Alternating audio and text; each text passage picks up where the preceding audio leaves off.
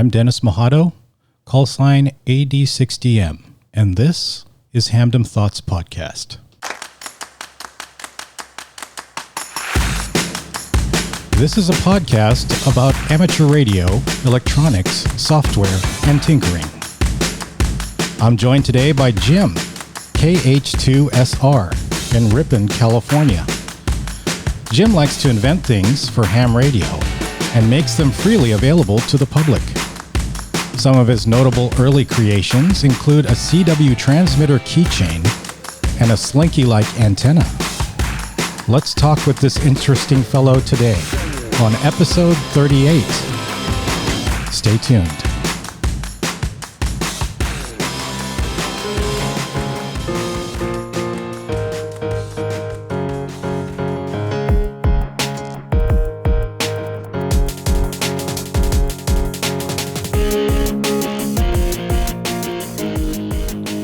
Hi, Jim. Thanks for taking the time today. How you doing today? I'm doing great. How are you? Oh, I'm doing great. It's springtime. So nice outside. We took a walk yesterday in the afternoon and it was just perfect weather. It was great. Yeah, it's beautiful out. I think you're just a little north of me, actually. We're neighbors. Yeah, we're pretty close. Did I pronounce that right? Is it Ripon? Ripon, yeah. Ripon, California. Ripon. Ripon.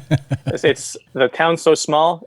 You rip right through it. You blink and you missed it. Yeah, I just know that whenever I'm driving like to Modesto or something, I see the big tower that just says Ripon across it. And I know, I'm like, oh, I know a ham who lives here. That's me.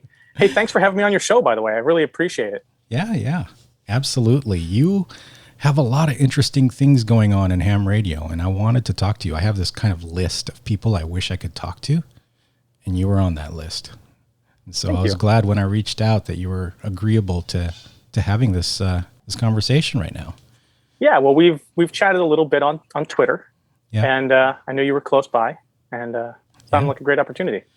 So you're an inventor and creator of cool ham products, such as the Quirky QRP CW keychain, and then I also mentioned the Slink-tenna, which I have both of those. Excuse me. And the Slink-tenna is great because I just kind of stretch it out on my fence and I get some good contacts with that and NVIS. And also I've gotten some good distance out of that thing. Got to have a tuner with it, of course, but it's a great antenna just for quick deploy. And the keychain, I have not had a contact with it yet. But it runs more for fun, but it's possible. It's certainly possible. It runs on a little 9-volt battery, and then there's a little tiny button there that you use to key it. It's pretty cool. Yeah. Thank you. We'll talk about those things in a little bit, but I definitely want to get into, what inspires you and how you create these things, and then even how you mass produce them for the ham community, because it sounds like a lot of work to be making these things. It is a lot of work. You have an Etsy store where a lot of them are found, and shortly after the virtual expo, you sold out on everything almost. Yeah, actually for the past couple of years, it's been hard to keep things in stock. Uh-huh. Yeah. Yeah. I mean, I would imagine that as soon as they'd be like, oh, that exists, and then just clean you out. Yeah, the shows are a whirlwind of sales and fun talking with a bunch of hams. I had a great time doing that. Yeah, cool. So let's start off with what kind of activities do you like to do most in ham radio? Well, I like to do all kinds of activities that I bring ham radio along with me on. So hiking, riding my electric fat tire bike, and throwing a QRP rig in a backpack and bringing that along, kayaking. That's a little more tricky with ham radio. Yeah, I bet. But I've attempted it on a few occasions. And, of course, taking my ham radio gear camping. I love doing that. I love operating, mostly because I can get away from the noise. Yeah. So you get a low noise floor. It's kind of like portable operation practice. Yes. Do you do things like SOTA, POTA, any of that? I never actually done a SOTA activation or POTA activation. I operate in parks and I like to hike mountains, but I've never actually taken the time to do a POTA activation. I should, because I go up to these places. So it's like an indirect SOTA in POTA. Right. I just kind of, I bring the rig along, and if there's time for me to do it, I'll do it. But I think probably I haven't done an actual SOTA activation is because I don't actually know if I'm going to have time to do these things, because I'm with the family typically, and their timeline can be a little different from my ham radio timeline. Yeah, that was so time can be limited. Me too. I mean, I kind of built that. I already knew that was going to happen. I was in Big Sur recently for just a quick getaway, and beautiful place. Yeah, it's wonderful. And I was thinking, am I bringing my drone? Am I bringing all these rigs? I was like planning out all this stuff. And then I thought about it, and I was like, in the past maybe 5 getaways that I've done, I had like maybe 15 minutes worth of time that I could actually be on the radio. So I didn't bring anything. And I know that's heresy for a lot of hams, but I just knew that we would be plenty busy just trying to do our own thing of hikes and experiencing the area and, eating out at restaurants and stuff that I really I couldn't imagine a time that I would be able to operate or activate anything. So I'm in the same boat. What I tend to do now is I'll pick one activity for myself and bring along something for that activity. So like maybe a drone, maybe bring my 360 camera to use on a quick bike ride, or my ham radio. One of the types of ham radio I might attempt. I think gone are the days of me bringing all my gear along and expecting to accomplish everything. Yeah. So why don't you tell us about yourself, your background, what do you do? Sure. What interests you, and how you got into ham radio? Sure. I grew up in Guam, for starters, 10 years in Guam, and then lived in Idaho for 20 years after that. And so those were really interesting experiences. Pretty abnormal compared to most people, I'd say. Journalism is my background, photojournalism. So I'm actually a professional photographer, and I've been doing that for the last 20 years professionally. And now my wife and I run a professional photography, wedding photography business. She's been doing that with me for the last 10 years. Oh, okay. Cool. Yeah. I was initially introduced to radio with my dad and my grandpa in the form of CB radio in the 90s. And I think the big eye opener for me was I had a 2-channel CB radio from the 60s. I think it was the 60s or 70s, from a garage sale. And I was listening, and I heard a guy in Texas, and I was in northern Idaho, and that blew my mind. And I thought, this is incredible. Wow. It was pre-cell phone, so, I wasn't jaded with the ability to communicate with anyone around the world cheaply and easily yet. So radio was fascinating to me, and did a lot of tinkering with radios, modifying radios, attempting to make better antennas, mostly failing, but a lot of fun. And then when I was about 10 to 12, my parents got me one of those like 150-in-1 electronic kits from Radio Shack. Again, another garage sale find. It was actually an older model from the 60s that came in a wooden box with the little springs, and you connect wires between different components, and you have a little guidebook, and it guides you through making different circuits. And that was another thing that really kind of got me jump started on electronics. And so lots of tinkering, and old Macintosh computers I was into as a kid. So tinkering with those, caught a few things on fire, blew up a few things. Nice. Both, including computers. Oh boy. Zapped myself a few times pretty good. Once I was trying to repair an early digital camera and forgot about capacitors. Oh boy. Yeah. And the flash capacitor got me. That was fun. So you say you started in Guam. Yes. Is that why you have the KH prefix? That is, everyone asks me that. Yeah, my dad convinced me that we should get our licenses before we're completely moved out of Guam, because then we can get cool call signs. Yeah. Because I remember you, I see you on Twitter as Quirky QRP. And I was like, I wonder what this guy's call sign is. And I saw KH2. I was like, is he in Hawaii or something? Is he in the Pacific somewhere? For those of my listeners who don't know, the KH call sign, you can't actually ask for that as a vanity if you're not from the Pacific region. That's reserved. And so when you see a KH, it kind of perks your ears because you're like, oh, that's a DX right there.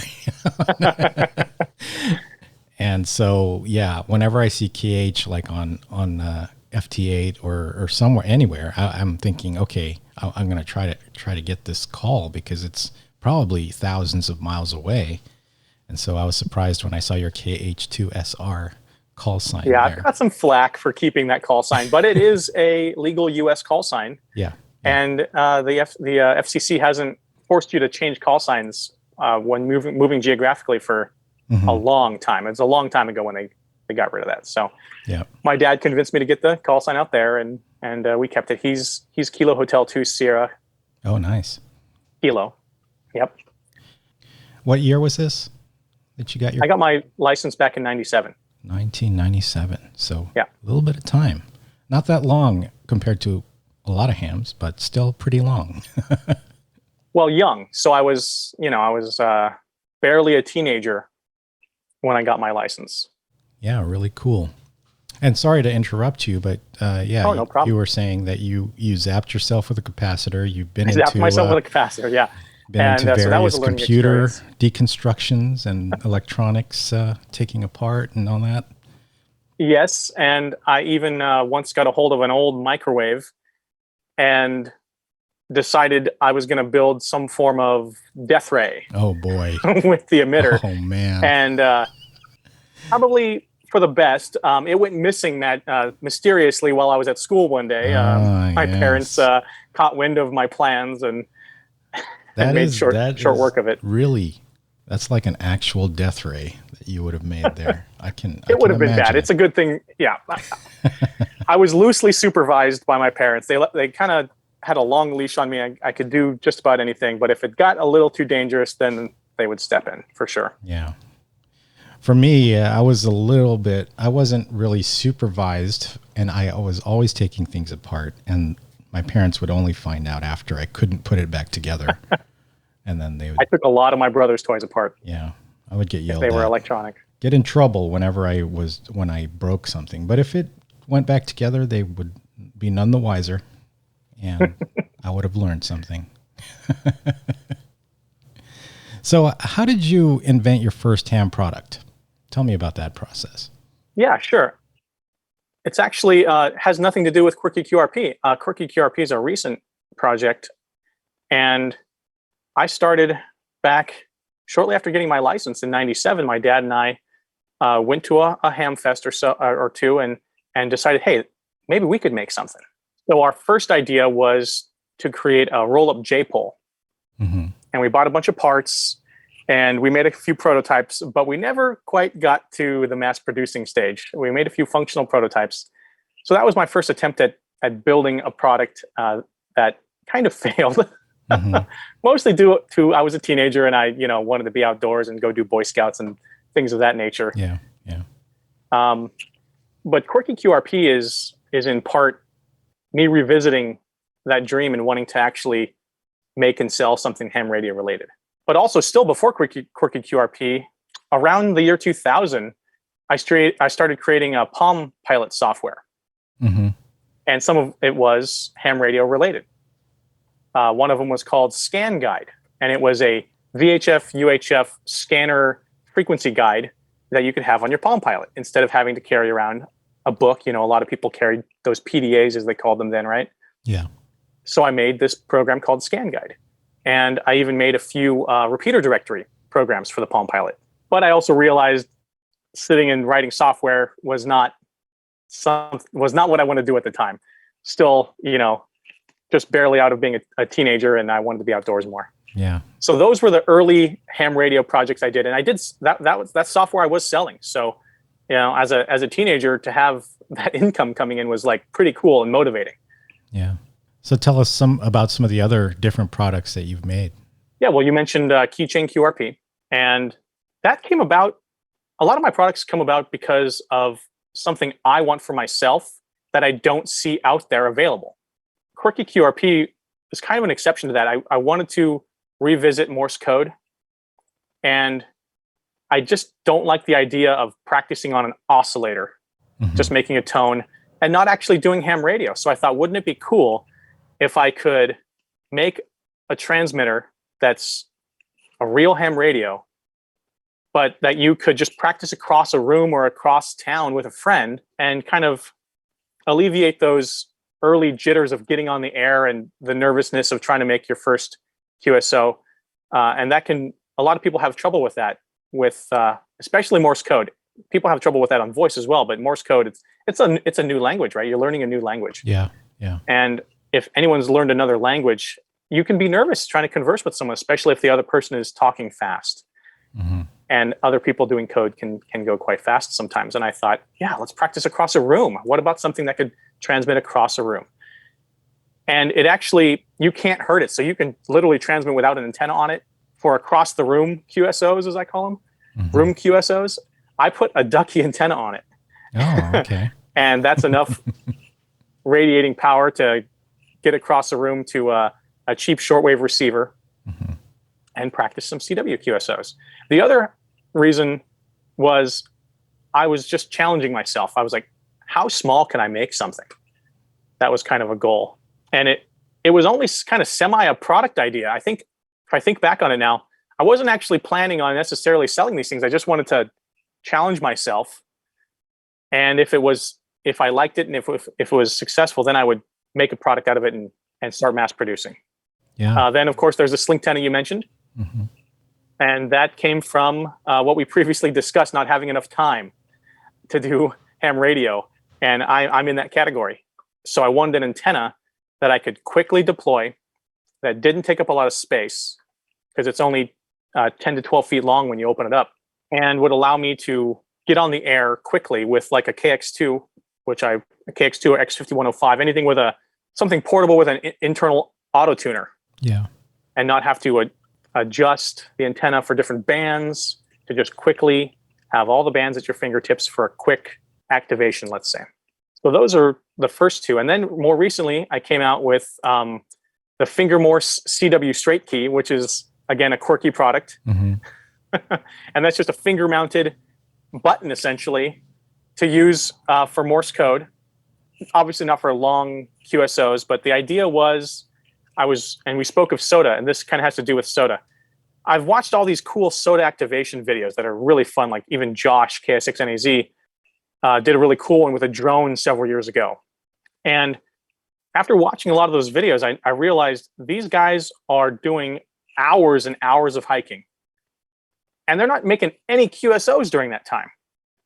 And then you get to the top and you have this like narrow window to operate before you got to start heading back down before the sun goes away, right? Yeah. And I thought, wouldn't it be cool if you could take your QRP rig, like a mountain topper, throw a quick one of those MFJ telescopic single band whips on it, and just have your headphones and a little Morse code key coming out of your backpack and be making QSOs while hiking. Yeah. Pedestrian portable operating really interests me. So I like operating while I'm actually walking around. So again, this was kind of a product based off of something I wanted for myself, but then I thought, hey, maybe this would actually be effective for other people as well. And then, of course, the most recent one is the Zip Tenna. Zip Tenna, yeah. Zip Tenna, yeah, which is a multi-band passive counterpoise for any VHF, UHF radio, not just ham radio. Yeah, I saw that on your Etsy just recently. I didn't actually know about that before recently. Yeah, that's a fairly new product, actually. And I haven't done a lot of advertising for it because it's just kind of naturally, I can't build them fast enough. Again, like the Slink Tenna, it's been quite popular. And that idea, again, came out of my own needs in ham radio.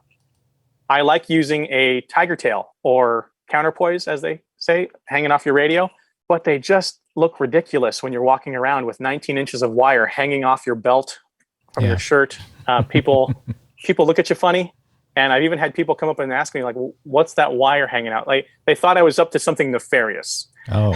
Because I had wires hanging out from under my shirt. Why do you have wires hanging out of you? Exactly. And then I also like to use a lanyard because I've dropped a few handhelds, and handhelds can be expensive. You know, if you have the top-end Yaesu or Kenwood radios, they are not cheap. And dropping them they can survive, but I've taken a couple chunks out of some radios before of the plastic. And so I like to have a lanyard. But man, combining a lanyard and a counterpoise hanging off it's just a mess and it's a nightmare. So I started trying to brainstorm what could I create that would combine those two things together and solve all my problems. And that's where the zip tenna came into play. So it's a retractable counterpoise, but it doubles as a safety lanyard for your radio. And you just pull it up as you remove your radio from your belt and bring it up to your mouth to talk, you are deploying the zip tenna automatically. And then as you lower it down, it retracts and clips right on your belt again. And if you drop your radio, it will prevent it from being damaged. Yeah, kind of like a little safety line there for your Yep, the safety line that doubles as an antenna. Nice. Yeah. So going back to your CW transmitter, I mean, that thing is a 1-inch cube. Yes. It has a little tiny, 3.5 millimeter jack in it and a button, like a little push button, momentary switch type button. And I just marvel at the size of this thing. Like if I were to have the same brainstorm that you were having, my ending creation would probably be like a box, like maybe a deck of cards or bigger. Tell us a little bit about your engineering background to even come up with the miniaturization that you achieved with these things. I have no engineering background whatsoever. Completely self-taught. Okay. I just tinker endlessly. I can't help it. I can't turn my brain off at night. And the ideas just constantly flow. And ham radio is one of my outlets for that. And now Quirky QRP is an outlet for that, very specifically. Well, that's amazing. And it was really difficult, actually, to have everything come together to make it 1-inch cubed was not easy. I went through a lot of prototypes and, organizing the components to come out of the box in a way that would make it usable. Because it actually, as the 9-volt battery attaches to the transmitter, the 9-volt kind of becomes part of your straight key base. So you kind of grip the 9-volt, and then you can push the little built-in straight key button on top. Mm-hmm. So just the aesthetics, the ergonomics of it, that was probably the hardest part. Like the electronics of it was relatively easy. And, I've seen tons of really amazing ideas out there in the ham radio sphere of people making these cool transmitters and transceivers in Altoids tins. And let's see, one guy built it inside a 9-volt battery. Oh, wow. Which was really cool. But none of them were very practical as far as actually using it. And most of them were actually quite large. Like their circuit was small, but then the container it was going in was not as small as the circuit. So my goal was to make the enclosure just barely larger than the circuit. Mm-hmm. It is pretty amazing. Thank you. Just looking at that thing. Tell us what your workshop. They take forever to build. I imagine. Tell us about your workshop. What is it like? I imagine it's full of all these great tools. You're showing a background in the Zoom right now, and it's got, all these little container shelves and organizers and rigs and screens there. But tell us about your workshop. Sure. It's actually fairly small as compared to other ham shack photos I've seen. My ham shack is fairly Spartan and fairly messy because it's constantly in a state of flux with new ideas. And my ham shack is right next to my building station, so I can kind of alternate or take a break easily between building projects and having some fun on the radio. And that was kind of a important goal of mine. Is I didn't want to get too focused on Quirky QRP and stop doing ham radio. Yeah. And I kind of have, unfortunately. Yeah, I fall into that too. I mean, I've been really kind of brainstorming some different problems, and I haven't really operated in earnest in a couple months now. I mean, I do a lot of D-Star. That's about it right now. So I put to shame all the things I'm preparing for right now. All these field operations and things that I'm ready for, I don't actually do. So that'll turn around once it warms up more. Yeah, absolutely. The warm weather months are a great time to get out and operate. So I have FT991A sitting here in front of me. Mm-hmm. And oddly enough, I have a CB radio sitting here. Oh, yeah. Yeah. That's a Uniden Bear Tracker 885, which doubles as a scanner. Mm-hmm. And yeah, I've got multiple screens here for operating, and one screen dedicated for my ADSB receiver, another screen dedicated for APRS monitoring. Yeah, I've got an old AM radio on my desk. Let's see, it's an old Zenith. It was my grandfather's sitting here. Okay.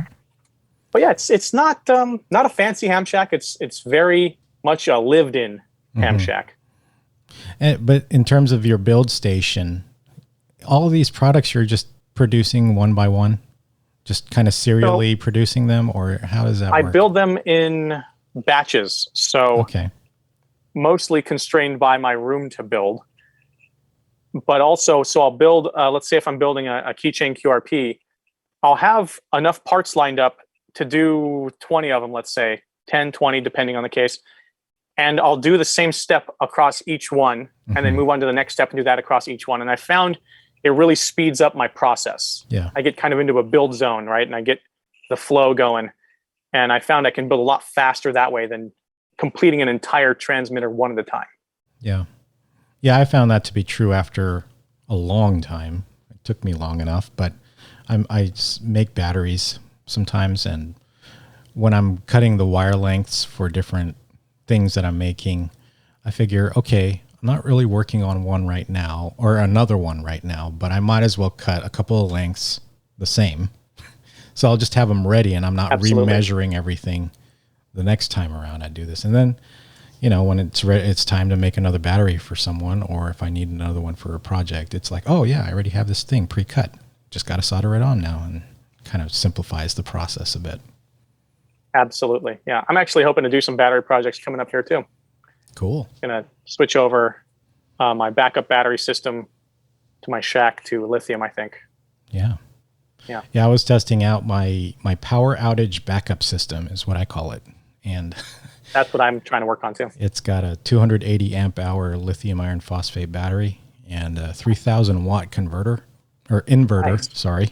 Yeah. Yeah. I was powering my whole network, sound system and PC for about 6 hours over the weekend just to test it out.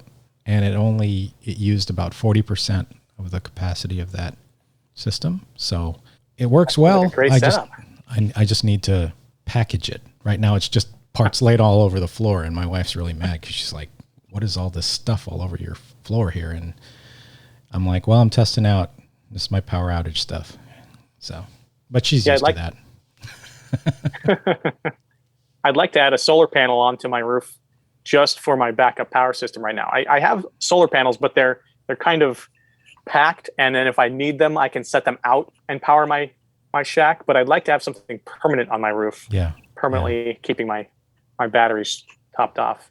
Yeah. So that's a goal coming up here.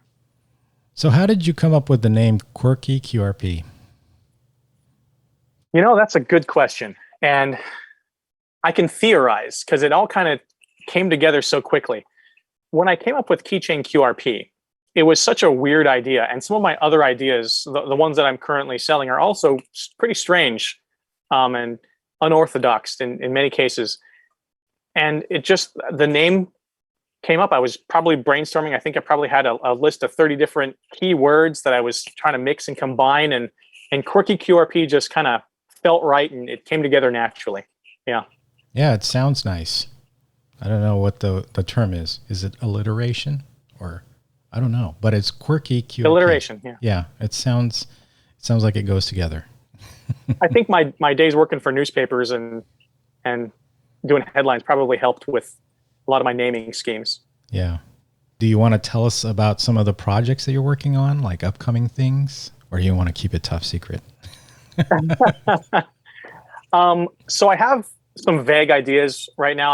I want to do more compact and portable antenna projects. I have a few in mind that are still under wraps, some of which I've been working on for longer than my first product. Some of my early ideas that I've still been tinkering with, that I refuse to give up on and keep trying to perfect.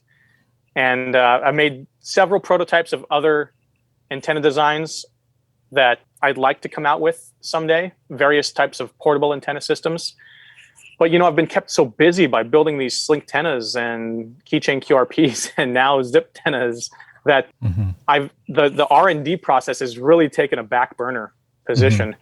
I try to tinker as much as I can, but man, I'm just swamped with people. The moment I'm sold out on something, the emails start flooding in. When are they going to be available again? I was just answering some of those emails just before we had this call. Well, I mean, they are cool products, and when I heard about the keychain, what was that? Maybe 2018, I think. Yeah, I would think it was first came out 2017. Yeah, was when it first came out, and then slowly, kind of the word spread. As soon as your Slink 10 came out, I was like, oh, I need that. I'm gonna put that in my roof or something, or I gotta try that out. And because I had been reading an article about a Slinky based antenna, so I was like, someone just took this idea and made it into something that folds up into a little tube. This is great. Yeah. And so I was like, okay, they did the hard work. I'm gonna see if I could get one of these and test it out. Yeah, there's nothing magic about it. I just took some good ideas that have been around a long time, like using a Slinky for an antenna. I think that dates back to the Vietnam War, actually. I've read some articles about how troops used it for a makeshift antenna when their radio system failed. Whether the reports are true or not, I don't know, but it's a good story. And yeah, the 70s, a lot of people were making Slinky antennas. They were pretty popular for a while. The main difference is that those antennas didn't use any form of ball-in at all, and you literally just had the Slinky out there, the big Slinky. Like this is, I'm technically not using an actual Slinky. This is a much smaller, unofficial Slinky coil. Mm-hmm. Yeah. And those regular size Slinkies are actually quite large and not portable at all. Yeah. And very awkward to tune because people were trying to use them by stretching out the Slinky to match the frequency. And that is just an impossible task. I've tried it and I decided, no way. No way. And that's why, mine has a ball-in in it, and you just tune it up and keep it simple. And then the idea was, okay, Slinkies get tangled on themselves very easily. How can I protect this thing when it's not in use, like when you throw it in your pack? So I thought, what if the whole thing like collapsed into itself? And like a transformer, really. Yeah. And then the enclosure, the antennas come out of the enclosure, and the body is the protective case. Yeah. Not a case that you take it out of and set aside, but part of the body is the protective case. And that's kind of where I went with it. Yeah. Brilliant. Truly brilliant. I love it. I like to call it a new twist on an old idea. Yeah. What is some of your favorite gear right now, commercial or homemade or both? So I've just recently, like within the last year or so, I finally bought an FT3DR. Oh, okay. I like to keep my handhelds for a long time. So like my previous radio was over 10 years old, I think. Mm-hmm. I really like Yaesu. So yeah, I got a 991A recently. I love building kits too. So I've got a lot of kits around that I've built. I love my KX2 for portable operating. And yeah, I recently got another radio that's really cool that just got announced at the Virtual Ham Expo. It's called the DMX40. Mm-hmm. The little CW transceiver. Oh, okay. Haven't heard of that. Oh, it's brand new. They just came out with it. It's another small company, and they're based up in Idaho. DMX40, you said? DMX40 Prepcom. Prepcom is the company name. Okay. Yeah, they're worth checking out.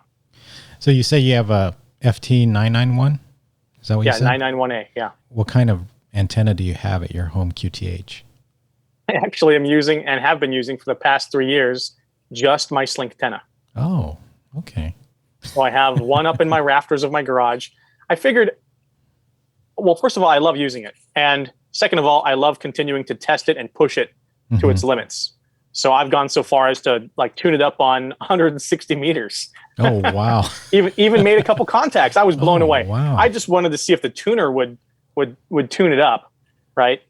I was using it's an MFJ 939, which is a really wide matching range tuner. Mm-hmm. And you're putting a full 100 watts through that? On single sideband, yes. Yeah. If you're doing CW, I recommend no more than 50 watts, and then digital modes 25. Although I've pushed my Sling 10 well beyond that, I just don't recommend it because I'm closely monitoring it, making sure I'm not catching, again, like I used to do as a kid, catching stuff on fire. Yeah, yeah. It's very similar. I think I have a Wolf River Coils antenna that I use quite a bit. That's a cool antenna. I think the recommendation is 25 watts digital. Right? Yeah, that's a pretty common recommendation on portable antennas for digital modes. But I didn't know that at the time, and I put 100 watts digital through it, and nothing happened. Nothing happened? I found How long out did you later, do that for? The first few times that I had it, that I used it, and then I later read the manual finally, and I realized that I was way over transmitting power into it, and it just seemed it was fine. I don't know if I actually burnt anything in there, but it still works. Well, if you're still making QSOs, then it should be decently okay, right? So I like that buffer, but again, I'm not recommending anyone do that or go beyond the specs of what people say you should do with these antennas. Please don't go beyond the specs. Do it at your own risk, at least. Yeah. You mentioned some other projects I've been working. I just thought of some other ham projects I've been currently working on. Oh, yeah. Putting together an APRS Digipeater iGate. I like operating APRS. Yep. Finally trying out WinLink. Finally got into WinLink. Josh kind of convinced me of that. KH2SR. Ham radio crash course. Let's see. I put together a ADS-B aircraft transponder receiver with an RTL SDR and a Raspberry Pi. That was a fun little project. And I took my 891. That's my kind of like, if I'm going camping and just going to be hanging out in the campground, not ultra portable, I'll bring the 100-watt rig along. And I built that into my grandpa's old aluminum work briefcase. Oh, wow. So I've got... so it's a briefcase radio. It's a briefcase radio, yeah. And it's kind of a Faraday cage for it at the same time. I haven't tested it for that, but I thought, hey, maybe the aluminum briefcase would kind of act as a Faraday cage. So I've got the tuner built in there. I've got the antenna output goes right through. I drilled a hole in the side so the antenna connects through the case. Power connector so I can hook a solar panel straight up to it. An external battery, a lithium battery built in, bus bar for power distribution, and then I put a waterproof USB port through the enclosure as well, so I can operate digital modes and not have cables coming out of the case necessarily, but through the case. Yeah, I had daydreams of that.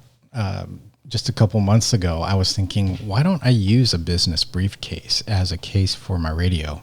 And kind of like, it's kind of like the model of the nuclear football, right? That the president has. That's kind of what mine looks like. You just have all the gear. When you open it up, you see all the readouts and everything and all the connectors and stuff. And didn't really take off because I started shopping for briefcase and went in a rabbit hole and realized they're pretty expensive.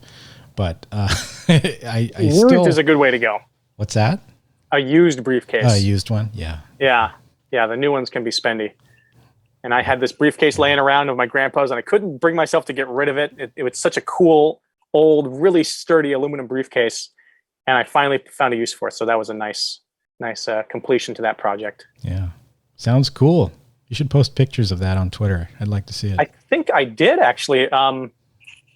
Yeah, there are some pictures of it. Okay. I'll send them to you. I'll take a look. Who are your ham radio Elmers or ham heroes?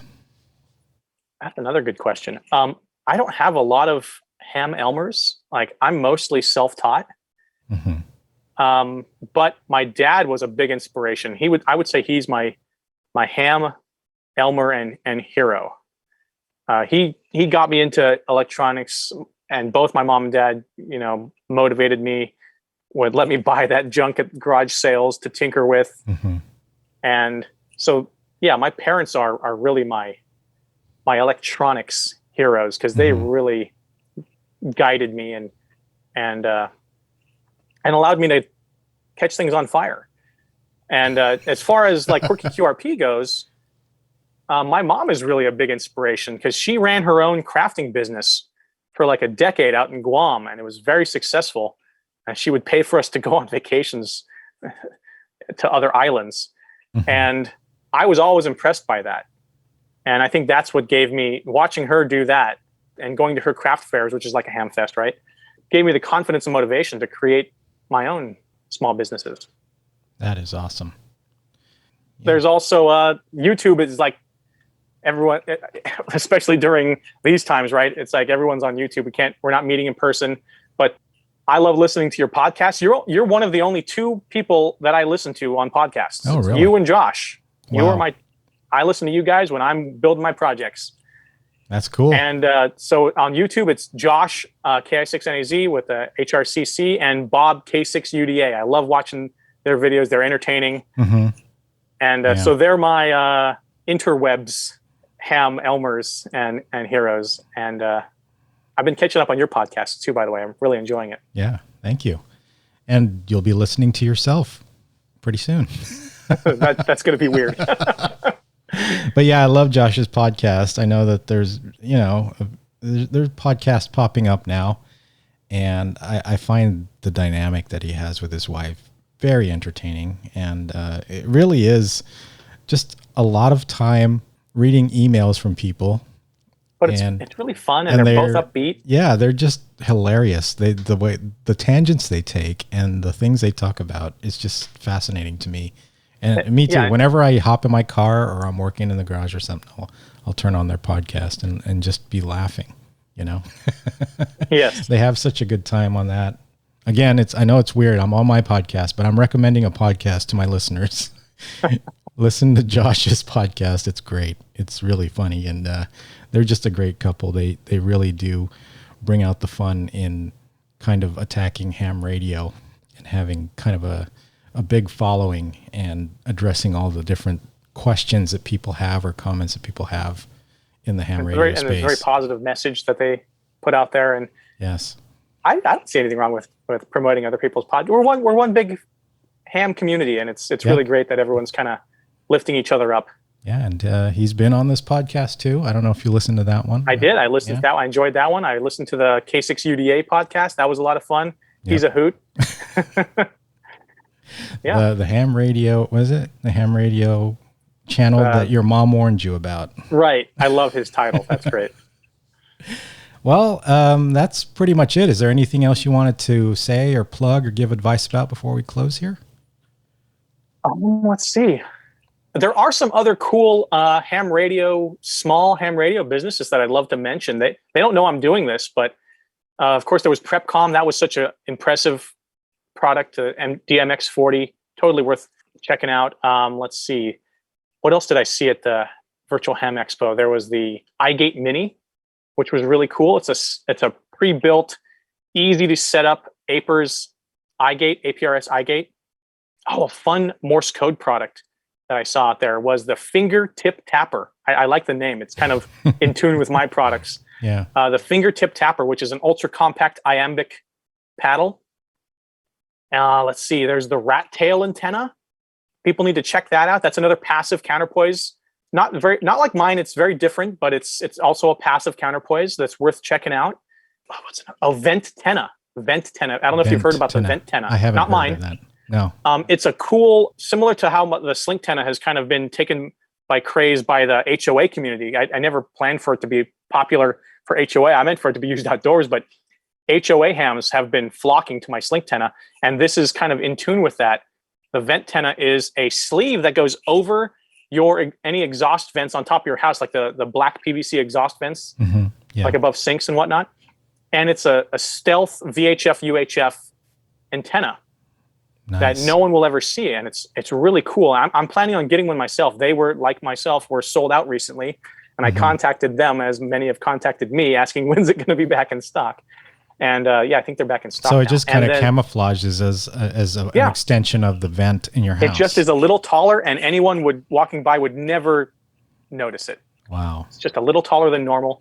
I'm planning on getting one or two to keep my wife happy with preventing too many antennas. If I want to add more antennas on the roof, I'm probably going to do Vent-tennas because no one will notice it. Yeah. And then the last company, I always get their name wrong. It's the White Rook Morse code key. Mm-hmm. They make a bunch of different Morse code keys that are really cool, and they're very reasonably priced. Oh, Electronics USA is the company, I think. Mm-hmm. They're made in USA.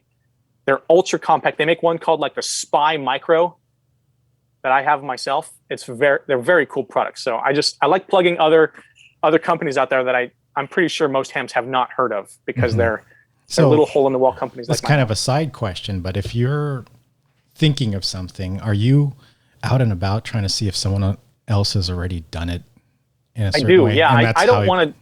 Well, that's how you figure, oh, maybe I shouldn't work on this because it already exists or something like that. Right. Well, if it already exists, I might just try to build something for myself and not make a product out of it. If I see a cool idea, but I don't want to step on anyone's toes. So, and I also like to create something that's never been done before, at least take an idea that has existed and make it totally different and kind of turn it on its head. Like, slinky antennas, I don't know if you know this, they kind of have a bad rap of being problematic. And that's from, as I mentioned previously, people trying to extend them and retract them to tune them without a ball in. Mm-hmm. So they got a bad rap over the last 40 years of not working well. But that was mostly due to any little jiggle in the slinky and your SWR goes all over the place. Mm-hmm. So, but with a ball in. And so I figured if I make it different enough, if I go totally black and white here and make my slinky antenna completely different, then it would be okay. And same with the zip antenna. There's been counterpoise out there for decades. Something I noticed with your slink antenna as well is that you later, after I got mine, you actually started releasing the supports too. You have kind of like these wire. Did you not get one of those? No, I didn't. But I'll send you one. I kind of did it myself. It's just paracord. Yeah, and some carabiners and some plastic clips. Yeah. I do plastic clips on the antenna elements because I don't want to affect the SWR by having a piece of metal periodically making contact. Yeah. So those are plastic clips and those are for the preventing sway from the wind. Yeah. The main paracord itself is to prevent overextension of the coils. But I thought that was cool too, because I was thinking about the jiggling of a slinky and how that would affect transmission. I imagine it'd be like mixed reports, just depending on the wind. So yes, and that's where the plastic clips came into play. After I played with the prototype for a while, I realized, it is just moving too much in the wind. So paracord and plastic clips and some carabiners solved the problem. So I got your Etsy site. I'm going to add that to the show notes, but let us know what websites or places can we find out more about your products. Yeah, so there's actually, if you do just a Google search for Quirky QRP or any of my product names, Slink Tenna, Zip Tenna, Keychain QRP, or Finger Morse, they'll come up. Or search for all of the above on Etsy, and you'll find me. Also, there's some YouTube videos that other hams have made testing out the Slink Tenna. There aren't any videos from other hams on the Zip Tenna yet. I've made some demonstration videos because a lot of people have had trouble wrapping their head around the Zip Tenna and how it functions, because it's a passive antenna, right? It's not making contact with the ground on the radio. I don't know if we have time. I have a funny story about how that came into Go for it. being as well. So the Zip Tenna was born out of my frustrations. Not just the dangling down or the lanyard, solving the lanyard problem, but because I've been making my own tiger tails, as they're called, for decades, when radios switched over to SMA connectors, it really created a problem. BNC connectors, they have so much play. There's a lot of tolerance in the connectors. There's room for that terminal ring connector to go on there and have a wire hang off. But with SMA, the tolerances got a lot tighter on many radios, and they're not the same between radios, right? Like the amount of threads varies between Kenwoods, Yaesus, and even within Yaesu themselves, how long the SMA connection point is can vary, or like the little rubber grommet they put there. So what you can inevitably do is put that ring terminal connector on there with your 19 inches of cheap wire, and it prevents the antenna from making contact. When you try to screw your antenna down, the pin doesn't make contact on some radios. And that's the thing, like, you don't know until you try it. And a friend of mine who I convinced to get his ham license just had gotten a new, I think it was the FT1D handheld about 10 years ago. And we couldn't make contact. And we were like just across the yard. I had made him this tiger tail. Like, I'm going to make you this tiger tail, and it's going to make your radio operate so much better. I really was overselling it. And then we put it on, and the radio didn't work. And we're going, oh my God, is the radio defective? The thing is, we didn't go to the simplest solution first, right? We went through the whole, we reset the radio. We were like looking online. And finally we thought, let's take this thing off. And magically it started working again. So that's when I realized I don't want to use ring terminal connectors on a ham radio ever again for a tiger tail, because it can really interfere with your antenna making contact. And I was out hiking on a camping trip, and I had I had a radio that I knew the ring terminal connector would fit on. I had removed the rubber gasket off of my VX8, Yaesu VX8. And I was out of range. I was trying to make contact with, I think it was the same friend. And I dug in my bag to get my tiger tail out, because I don't like leaving it on my handheld because it's a nuisance. And I didn't have it in my bag. It was in another go bag. And that's when I realized, oh man, this was really frustrating, not being able to keep not the zip tenna, but counterpoise on my rig. And I thought, I was digging around and I found a pair of headphones. And I thought, well, what the heck? I'm just going to try dangling this thing down and see if it helps, if it's going to act as a tiger tail. It was not 19 inches, but it was close. And lo and behold, I just held the headphones behind my hand against the radio, had them dangling down, and all of a sudden I could make contact again. And that was kind of mind blowing for me, because if you look up counterpoises for handhelds or tiger tails anywhere online, no one talks about the potential for them being passive. Wow. Except that one guy that makes the rat tail antenna. But no one knows about that product, which is why I wanted to plug it. And that's when that's when that idea and the lanyard being a nuisance and the dangling down and people staring at me and pointing, and it all came together.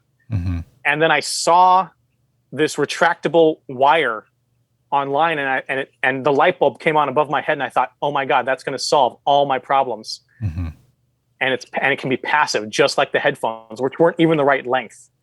And then I made my first prototype, and oh my God, at least easily double the effective power output. And I've even had it peak up to 4 times the effective power output if you measure with like a field strength meter or another person with a handheld with it in attenuation mode. And sorry, I'm getting a little long-winded here, but that's another place you can find some information on the zip tenna. Is I've made some YouTube videos showing it in operation and working and being able to hit a repeater with the zip tenna, but then if I retract the zip tenna, I can't even key up the repeater. Oh, wow. So there's some videos so that are you do worth have a checking out. YouTube channel as well. I'll go find that and add that. I do. It's very minimalistic. Yeah. I'm really just throwing stuff up there as a means to answer Ham's questions about my products. It's not really a channel. It's not like you're producing every week some live stream or anything like that, but it's just more questions, FAQ type thing. Yeah. Well, now I imagine people, if they listen to this, they're going to be like, oh, I can't hit the repeater. Let me try holding my my Apple earbuds next to my my radio. It can work. The lengths can vary and performance is up in the air. But it worked for me once, and that inspired me to make something that was effective. And it's multi-banded, so I even made it because my dad's a pilot. So at full extension, it's actually tuned for the aviation band. Oh, wow. Yeah. And then MERS, maritime, that could and be then FRS, GMRS even. There's markings along the wire that indicate where each band is. Wow. Well, thanks I'll have to send you one. Yeah, that would be cool. Yeah. Thanks a lot for being on the show, Jim. I'm honored to be here. Thank you so much. And I think people will get a lot out of this. This was a great talk. You are an inspiration. I joke with my JerryNet friends. That's my virtual club that we invent things, because the original guy, Jerry KG6HQD, who used to do soda videos, he popularized the use of a speaker wire antenna. And I so remember. we would just joke that he invented it, even though that would make people mad because it existed long before him. And so that was kind of our long troll, was he invented that antenna. And but you are creating things, which is inspiring to me. It's amazing to me. Just even how you come up with the final product. I know it's probably hundreds, if not thousands of hours of just trial and error and R&D and brainstorming and all that. But the final things are just amazing. And so I'm glad to have had you on, had this Thank conversation. you. That means a lot to me. And yeah, keep at it. Can't wait till the next stuff. Hopefully Will you don't do. get overwhelmed. Maybe you can get some interns or something to start soldering for you or something like that. I don't That's know. what my wife's been suggesting, something like that. Yes. All right. I'll say 7-3 and I'll catch you online. Thanks again, Dennis. 7-3.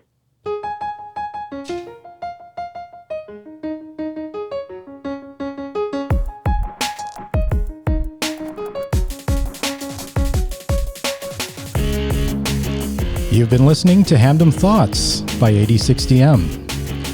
Thanks a lot, and we'll catch you next time.